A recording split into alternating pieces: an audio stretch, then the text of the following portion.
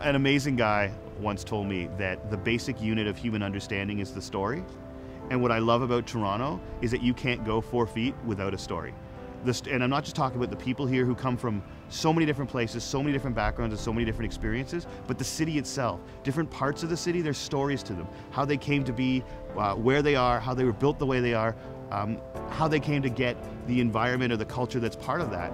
Toronto is an amazing city. It's a center for thought and culture, and having a TEDx experience here in Toronto really signifies how important on the global scale Toronto has become.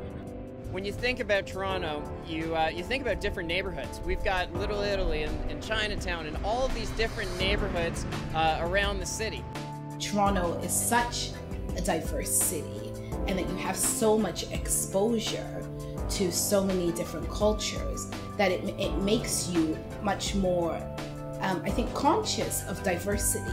I love almost everything about Toronto. I love the smell of street meat when you're walking down Queen Street. I love the culture of the city. I think that we have a really, really cool, hodgepodge of so many different tastes, colors, sights, sounds.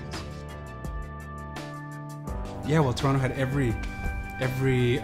it was responsible for all of my success, really. The diversity that Toronto offered, and how welcoming the city was for me anyways, and opening my eyes to so many different things I hadn't experienced. I was inspired when I arrived, and that passion and that energy was really what started my business. Toronto is an awesome city for a number of reasons. It's a center for the arts, for design, for business and media. Toronto, which is wonderful, is that it does provide you with opportunities. Like, I think of something like the Toronto Fringe Festival. I think of like the art grants that were given. Like, I talked to some of my American friends and they're like, you guys get grants to do art?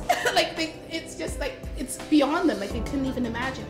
I think that our perspective on the world, being tucked up right beside the U.S., but also being away from the U.S., gives us a unique opportunity to kind of observe and then excel. And what has come out of Toronto is very unique. I mean, and it's so kind of global at this point that sometimes people don't even remember or recognize that it's Canadian. They just kind of think that it's just good, which is, that means you're onto something. You know? TEDx and TED are about ideas. They're about stimulating new ways of thinking. They're about being outside of the box. They're about exposing each other to some of the greatest minds in the world. We have so much of this expertise right here in Toronto, and that is reaffirming, and it positions us as, I think, truly increasingly global leaders and global thought leaders in how we can make the world a better place.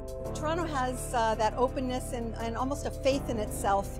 It's understood by most to be a safe environment in a physical sense, and I think it's also understood to be an environment that's safe intellectually.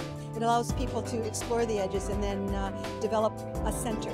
Toronto is very much reflective of that type of atmosphere. There is definitely an openness and a general feeling of safety in Toronto. One of the best ways to make a difference is to build a coalition of unlikely allies. And in Toronto, you're exposed to the people who don't necessarily agree with you, and that's the real training. That's really how you're going to understand how to get things done. So being part of a city like Toronto helps you understand where an opposing argument is coming from, and then how to meet that test, and how to take a good idea and provide answers to the harshest criticisms to that idea, so that your case is going to be that much more convincing. As a man, I can't begin to tell you about childbirth. That's just the reality of it, right?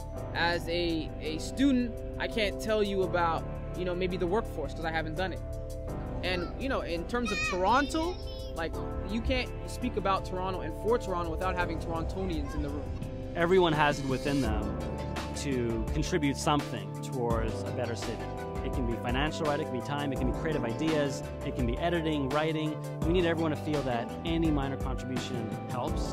And when you think of how much understanding we can pull from that, not just from the people who've come from different places and different backgrounds and different experiences, but of the city itself, of its history, of who came before us and what they built and why and what they overcame. And I think no matter who you are, there's something we can learn from the people we share this city with, from the people who've come before us and what they've learned and what they've taught and what they've built.